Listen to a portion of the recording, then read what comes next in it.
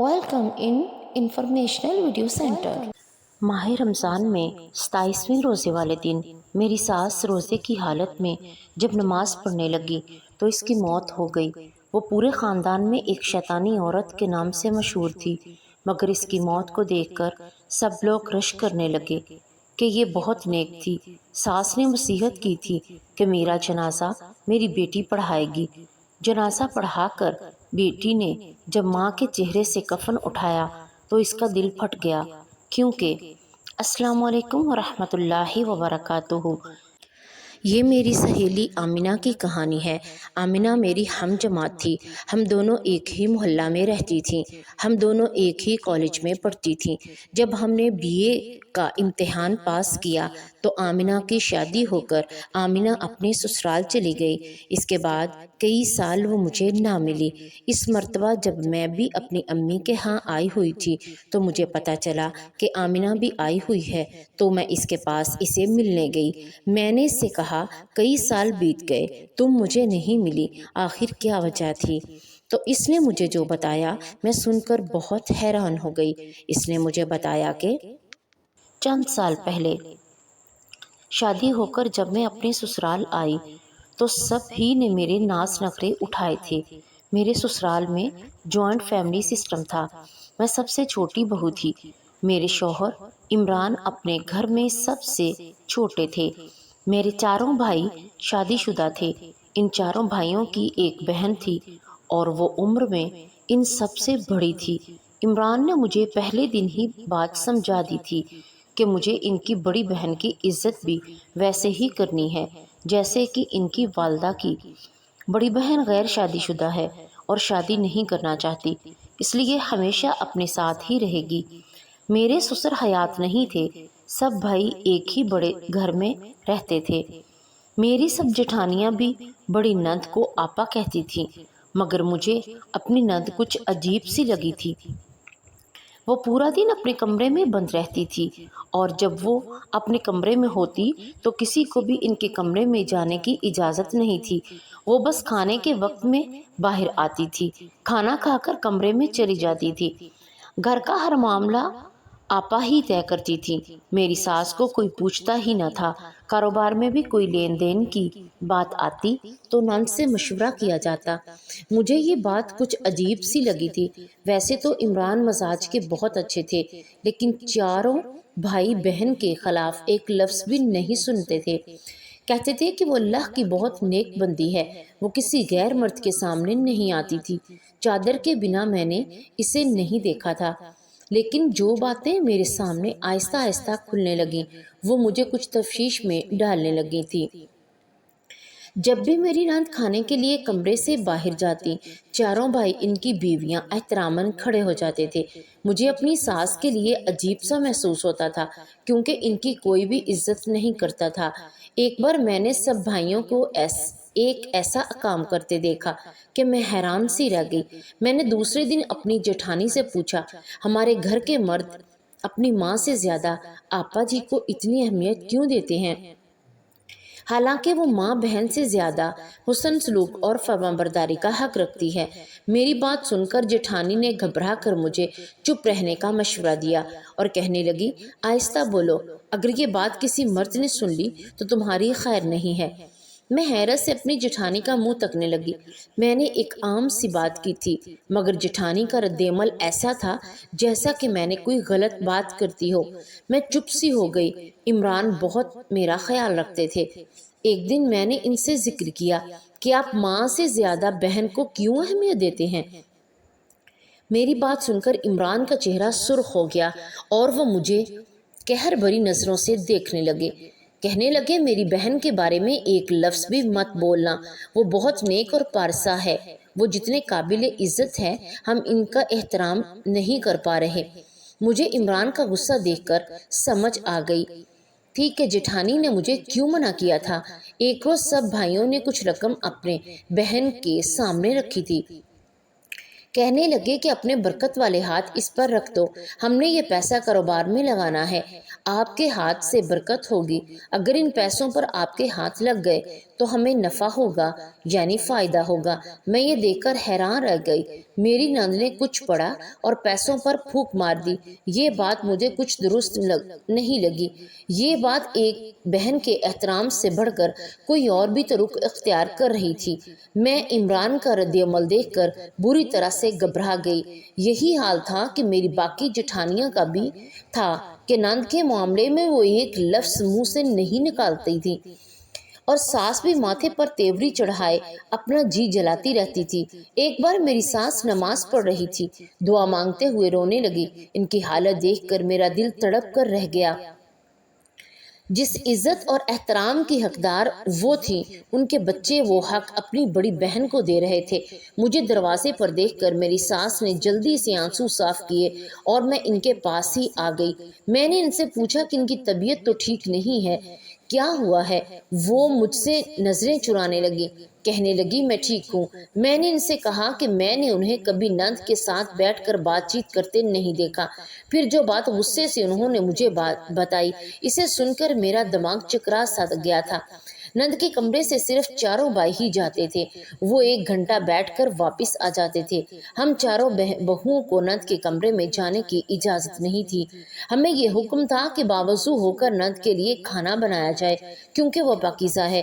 مجھے اس قسم کی باتوں کو اپنانا کچھ جہالت سے لگ رہا تھا، مگر میری دوسری جٹھانیاں اپنی نند کی غلام ہی بنی ہوئی تھیں۔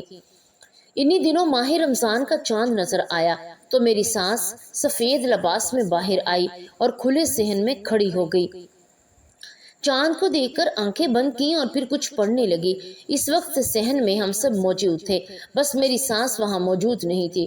کچھ ہی دیر میں میری نند نے بند آنکھوں سے کہا، امی یہاں کیوں نہیں ہیں؟ یہ سن کر چاروں بھائی ماں کو ڈھونڈنے لگے، پھر انہیں پکارنے لگے۔ میں نے کہا میں امی کو بلا کر لاتی ہوں۔ عمران نے مجھے یوں دیکھا جیسے کہ وہ میری جان ہی نکال دیں گے۔ کہنے لگے، جب تک آپا جی حکم نہ دے کوئی اپنی جگہ سے نہیں ہلے گا۔ یہ ہماری ماں بھی نہ جانے ایک نیک عورت سے کیوں ضد لگائے بیٹھی ہیں۔ خدا کی غضب کی حقدار ہوں گی تو پتہ چلے گا۔ اپنے شوہر کے منہ سے اپنے والدہ کے لیے یہ کلمات سن کر مجھے بہت ہی برا لگ رہا تھا۔ چاروں بیٹوں نے ماں کو پکارا کہ وہ بیچاری بھاگ کر چلی آئی اور قرآن پاک پڑھ رہی تھی۔ اس نے دیر ہو گئی۔ میرا جیٹھ غصے میں کہنے لگا، جب ہماری بڑی آپا آپ کو بلا رہی تھی تب آپ باہر کیوں نہیں آ رہی تھی؟ نند نے جیٹھ کو چپ رہنے کا مشورہ دیا۔ وہ چپ ہو گیا۔ اس کے بعد میری نند نے کچھ اس طرح کا عمل کیا کہ وہ ہمیں مر کر بھی نہیں کر سکتی۔ میں نے صاف انکار کر دیا۔ میری بات سن کر عمران نے ایک زوردار تھپڑ میرے منہ پر مار دیا۔ میں حواس باختہ ہو کر رہ گئی اور تھپڑ اتنی زور سے لگا تھا کہ میں دور جا کر گری۔ پھر عمران میرے پاس آئے اور غرا کر بولے، آئندہ تم نے انکار کیا تو مجھ سے برا کوئی نہیں ہوگا۔ آہستہ آہستہ سبھی مجھے گھورتے ہوئے اندر چلے گئے۔ میری نند بھی جا چکی تھی، بس میری سانس وہیں رہ گئی تھی۔ میں تو یوں ہی جیسے کوئی بے جان سا مجسمہ ہو۔ میری سانس نے مجھے پانی پلایا، میرے آنسو صاف کیے اور پھر کہنے لگی، یہ عورت نہیں ڈائن ہے، پتہ نہیں خود کو کیا سمجھتی ہے۔ لیکن ایک دن میں اس کا راز فاش کرنے گئی۔ میری ساس نے غصے سے یہ الفاظ آپا جی کے لیے کہے۔ آج شام مجھے اپنی قسمت خراب ہونے پر رونا آ رہا تھا۔ اس وقت میری نند نے سب کو کہا تھا کہ سب گھر والے میرے ہاتھ کا بوسہ لے کر اپنی آنکھوں کو لگائیں۔ میں ان ہاتھوں کو نہیں مانتی۔ پھر میں یہ عمل جبرن کیوں کرتی؟ یہ کہ میری ساس نے پہلے ہی آپا جی کے ہاتھ کو بے بسی سے پکڑ کر چوم لیا اور آنکھوں کو لگا لیا۔ میری ساس کے چہرے سے صاف لگ رہا تھا کہ وہ یہ سب کام مجبوری میں کر رہی ہیں۔ پھر باری باری سب بھائیوں نے یہی عمل دہرایا، لیکن میں نے انکار کر دیا، جس کا نتیجہ میرے گال پر عمران کی انگلیوں کے نشانات کی صورت میں موجود تھا۔ اس وقت مجھے اپنی ساس اپنی سب سے بڑی ہمدرد لگ رہی تھی۔ اس دن بھی جب میں اپنی ساس کو چائے دینے گئی تھی تو ان سے کہا تھا کہ وہ آپا جی سے بات کیوں نہیں کرتی، وہ ان کی بیٹی سے۔ تب وہ چلا کر بولی کہ وہ بیٹی نہیں، ڈائن ہے۔ مجھے ساس اپنے کمرے میں لے گئی، پھر مجھ سے کہنے لگی، تم چپ ہو جاؤ، اللہ تعالیٰ کی ذات بہت بڑی ہے، برائی کا انجام بھی برا ہی ہوتا ہے۔ میں نے اپنی ساس سے پوچھا کہ آخر یہ سب کیا ہے جو انکشاف میری ساس نے مجھ پر کھولے؟ میری تو روح کانپ تک گئی۔ دوسرے دن میں نے عمران سے معافی مانگ لی۔ وہ بھی غصے میں ہی تھے، کہنے لگے آپا جی سے معافی مانگ لو، سحری کا وقت تھا۔ وہ سحری کرنے کے لیے اپنے کمرے سے باہر آئی تھی۔ میں نے ہاتھ جوڑ کر آپا سے معافی مانگ لی اور اپنا ہاتھ آگے کر دیا۔ آپا نے جب اپنا ہاتھ آگے کر دیا اور کہا اسے چوم کر اپنی آنکھوں پر لگاؤ، اس وقت میں بے بس ہو گئی اور اس لیے وہی کیا جیسا آپا نے کہا تھا۔ مگر اس کے بعد میں نے عمران کی کوئی بات پر کبھی بھی اختلاف نہیں کیا تھا۔ مجھے آپا جی سے بہت زیادہ چڑ ہونے لگی۔ ان کے کمرے کی صفائی کے لیے ایک بڑی عمر کی عورت مامور تھی، لیکن اب مجھے آپا کی اچھائی کے پیچھے جو راز چھپا تھا مجھے وہ سب جانا تھا۔ جو کچھ میری ساس نے مجھے بتایا تھا اس کی حقیقت کیا ہے، اس لیے میں نے اس کام کرنے والی اماں کو 1000 کا نوٹ تھما دیا اور اپنے کمرے میں چھپا دیا۔ پھر اس کے کپڑے خود پہن کر اس کا دوپٹہ اوڑھ کر میں آپا جی کے کمرے میں چلی گئی۔ مجھے دیکھ کر آپا جی کہنے لگے، تو نے آج اپنا چہرہ کیوں چھپا رکھا ہے؟ میں نے آواز کچھ بھاری سی نکال کر کہا کہ میں نے آج ایک گناہ کیا ہے اور اب میں پاک اور آپ پاک عورت ہیں۔ آپ کو میں اپنا گناہگار چہرہ دکھانا نہیں چاہتی۔ رات کو اپنے رب کے حضور توبہ کروں گی، تب بھی آپ کے سامنے اپنا چہرہ کھولوں گی۔ آپا میری بات سن کر چپ ہو گئی۔ میں کام کرنے لگی۔ آپا نے کہا کہ وہ نہانے جا رہی ہیں، میں کمرہ صاف کر کے باہر چلی جاؤں۔ میں نے جواب میں سر ہلا دیا۔ وہ واش روم چلی گئی۔ اس کے کمرے میں ویسے تو اگربتیاں لگی ہوئی تھی، مگر ایک عجیب سی بدبو آ رہی تھی۔ میں نے جلدی سے صفائی کی اور پھر سامنے رکھے قرآن پاک کے پاس آ گئی۔ وہ ایک کپڑے کے غلاف میں لپیٹا ہوا تھا۔ میں نے جیسے ہی اسے کھولا تو اس وقت میرا کلیجہ پھٹ گیا۔ اس عورت کا روپ کتنا گھلونا تھا، مجھے اس کا ثبوت مل چکا تھا، مگر میری بات پر کوئی بھی اعتبار نہ کرتا۔ جب میری ساس کی بات کسی نے یقین نہیں کیا تھا تو پھر میری بات کو کون مانتا؟ میری اوقات نہ تھی۔ میں کمرہ صاف کر کے باہر آ گئی۔ ایسے ماہ رمضان دن کے دن گزرتے گئے۔ پھر 27ویں روزے والے دن میری ساس نماز پڑھتے ہوئے انتقال کر گئی۔ سب کچھ اتنا اچانک سے ہوا کہ ہم سب پریشان ہو گئے۔ گھر میں رونا دھونا مچ گیا، لیکن آپا جی اپنے کمرے سے باہر نہیں آئی تھی۔ میری ساس بہت نیک عورت تھی، جب لوگوں کی چھپ کر مدد کرتی تھی اور ان کی میت پر ایک نہ ختم ہونے والا ہجوم تھا۔ جیسے ہی میرے شوہر میری ساس کی میت کو اٹھانے لگے تب میں نے اپنے میاں سے کہا، یہ وصیت کا کاغذ میں نے اماں جی کے ہاتھ سے پکڑا تھا، شاید وہ جان گئی تھی کہ اب وہ نہیں بچیں گی، اس لیے وہ وصیت کر گئی ہیں کہ ان کا جنازہ آپا جی ہی پڑھائیں گی۔ میرے میاں نے میرے ہاتھ سے وہ کاغذ کا ٹکڑا پکڑ لیا اور پڑھنے لگے۔ اس میں یہی لکھا تھا کہ میں بہت گناہگار عورت ہوں، اس لیے مجھے اپنے بخشنے کی کوئی امید نہیں۔ میرا جنازہ میری بیٹی ہی پڑھائے گی۔ وہ پاک اور نیک عورت ہے، شاید اسی کی وجہ سے میری بخشش ہو جائے۔ یہ بات سن کر سب بھائی اس بات پر رضامند ہو گئے۔ حالانکہ بہت ہی سمجھدار لوگوں نے ان سے کہا کہ عورت جنازہ نہیں پڑھا سکتی، مگر ہمارے گھر کے مردوں کا یقین تو بس آپا جی ہی پر تھا، اس لیے چاروں بھائی آپا جی کے کمرے میں چلے گئے۔ انہیں اپنے والد کی نصیحت سنائی، لیکن آپا جی نے منع کر دیا جب وہ جنازہ نہیں پڑھائیں گی، مگر بھائیوں نے ان کی منت سماجت کی تو وہ مان گئی۔ وہاں موجود لوگوں کو بھی حیران اور پریشان تھے، کیونکہ سب سوچ رہے تھے کہ یہ عورت کیسے جنازہ پڑھا سکتی ہے، کیونکہ جنازہ تو صرف مرد ہی پڑھاتا ہے۔ لیکن ان سب کو بتایا گیا کہ یہ مرنے والی کی وصیت تھی کہ اس کی بیٹی ہی اس کا جنازہ پڑھائے گی، لہٰذا سب مطمئن ہو گئے۔ جس دن مجھے عمران نے تھپڑ مارا تھا، میری ساس مجھے اپنے کمرے میں لے گئی تھی، پھر مجھ سے کہنے لگی تھی، یہ عورت میری بیٹی نہیں ہے، اصل میں یہ میرے شوہر کی پہلی بیوی کی بیٹی ہے۔ جب میری ساس کی شادی ہوئی تب آپا 15 سال کی تھی۔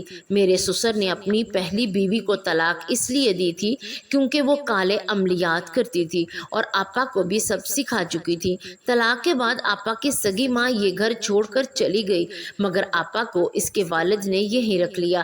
جب میری ساس کو آپا جی نے اپنے والد کے ساتھ خوش دیکھا تو وہ ان سے نفرت کرنے لگی اور انہیں لگا کہ میری ساس نے آپ کی ماں کا گھر برباد کیا ہے، اس لیے وہ اپنے گھر کے سامنے تو میری ساس کو کچھ نہ کہتی، لیکن ان کے پیچھے میری ساس کے ساتھ بہت برا سلوک کرتی، اور جب میری ساس میرے سسر سے کہتی کہ وہ اپنی بیٹی کے خلاف کچھ نہ سنتے اور نہ ہی سننے کو تیار ہوتے تھے، کیونکہ وہ ہر کچھ غلط قسم کے منتر پڑھ کر پھونک دیتی تھی۔ میری ساس کی حیثیت اس گھر میں صرف ایک نوکرانی سی تھی کہ جب میری ساس کے گھر بیٹا پیدا ہوئے تو وہ بھی باپ کی دیکھا دیکھی ماں کی بجائے آپا جی کو اہمیت دینے لگے، کیونکہ آپا جی کے سامنے وہ بہت نیک بنتی تھی اور آپا جی اپنے آپ کو نیک سمجھتی تھی۔ میرے سسر اپنے بیٹوں کے سامنے میری ساس کو گالیاں دیتے، مارتے اور کہتے میری بیٹی پر تم غلط الزام لگاتی ہو، وہ میری بیٹی ہے، میرا خون ہے اور وہ اپنی ماں کی طرح نہیں ہو سکتی۔ ایسے تو اپنی جادوگر ماں سے نفرت کرتی تھی، اس لیے وہ میرے پاس رک گئی تھی۔ میری بیٹی بہت نیک اور دیندار ہے، تم ستیلی ماں بن کر شیطان والے کام مت کرو۔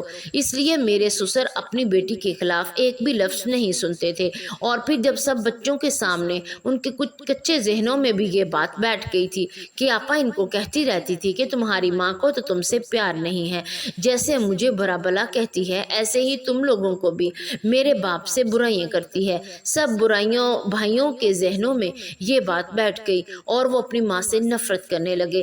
جب میری ساس نے دیکھا کہ میرا شوہر اپنی بیٹی کے بارے میں کچھ سنتا ہی نہیں ہے تب وہ بھی چپ کر گئی۔ جب آپا 22 سال کی ہوئی تو میری ساس نے سسر سے کہا کہ اب آپ اس کی شادی کر دیں، اس کی شادی کرنی چاہیے۔ میری ساس کو یہی لگا تھا کہ شاید جو ان کی آپا جی سے جان چھوٹ جائے گی، مگر آپا جی نے کہا تھا کہ وہ اپنی ساری زندگی اللہ تعالیٰ کے لیے وقف کر دیں گی اور کبھی بھی شادی نہیں کریں گی۔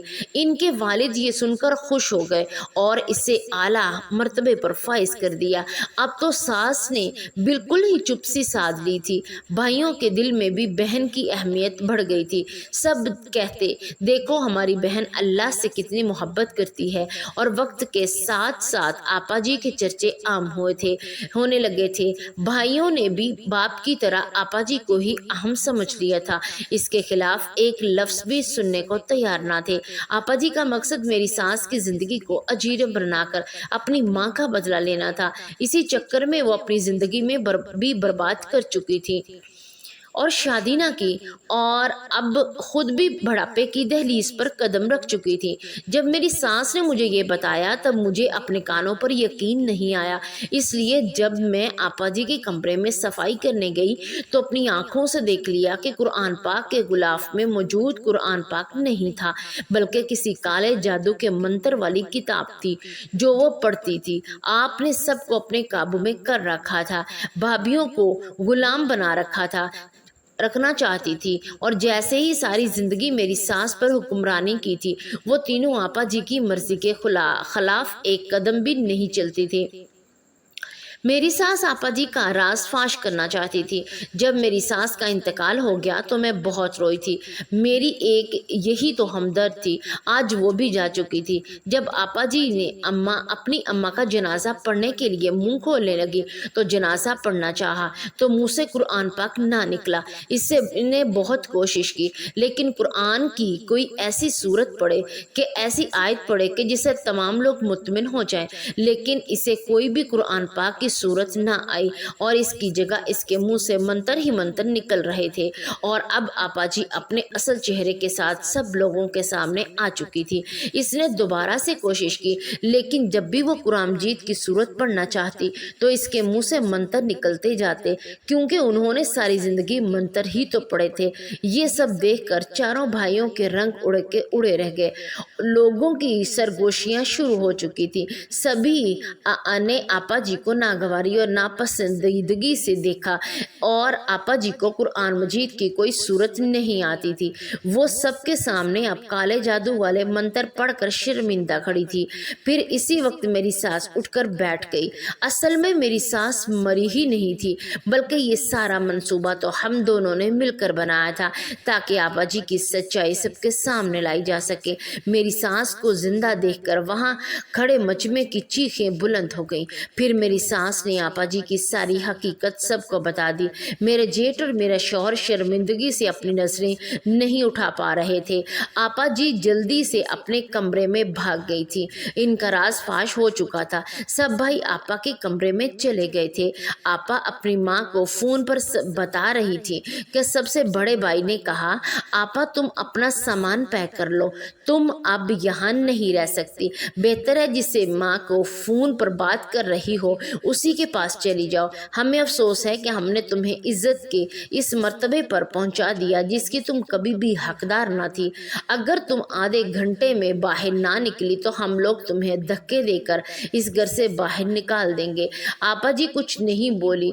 फिर आपा ने खामोशी से सामान पैक किया और फिर जब घर से जाने लगी तो बाहर सेहन में आकर मेरी सास को देखने लगी। फिर हंसकर कहने लगी, तुमने मेरे साथ जो धोखा किया है तुम्हारा देखो मैं क्या हाल करूंगी। इस खुली धमकी पर मेरे जेठ ने आपा जी के मुंह पर थप्पड़ रसीद किया और वो कहने लगा कि तुम हमें जितना बेवकूफ़ बना सकती थी तुम बना चुकी, अब यहाँ से जाओ। हमने तुम्हारी वजह से अपनी सगी माँ के साथ बहुत नाइंसाफ़ी की है और अगर अब तुमने अब कुछ किया तो हम तुम्हें जिंदा नहीं छोड़ेंगे। बेहतर है कि तुम यहाँ से चली जाओ। अगर तुमने अपने नापाक इरादों से हमें या हमारी माँ को कुछ भी नुकसान पहुँचाना चाहा तो हम भी तुम्हारे साथ बहुत बुरा करेंगे। ये कहकर मेरे जेठ ने आपा जी को धक्के मार कर घर से निकाल दिया। मैंने उनसे कहा कि आपने जो भी किया वो एक गुनाह ही का था। किसी का बहुत नेक होना कभी भी हमें इस बात की तरगीब नहीं देता कि हम इसे ज़रूरत से ज़्यादा ही बुलंद मर्तबे पर फाइज कर दें, और जो नेक लोग होते हैं वो अपने मुंह से कभी भी इस बात का एतराफ़ नहीं करते, वो तो बस नेकी करके दरिया में ही डाल देते हैं। आपा के जाने के बाद सब घर वालों ने मेरी सास से माफ़ी मांग ली थी और मेरी सास ने इन्हें मुआफ़ फरमा दिया था। आज इतने सालों बाद इस घर में सब कुछ ठीक हो गया था। मेरी सास बहुत ज़्यादा खुश है और वो अल्लाह ताला का शुक्र अदा करती है। इसकी करम नवाजी है कि ये घर जन्नत बना गया। जब मैंने आमिना की ये तमाम कहानी सुनी तो मुझे बहुत परेशानी हुई कि देखो दुनिया में कैसे कैसे लोग रहते हैं। अल्लाह तबारक व तआला हमें ऐसे लोगों के शर से बचाए और शैतान के शर से बचाए और हमें नेकी के रास्ते पर चलाए।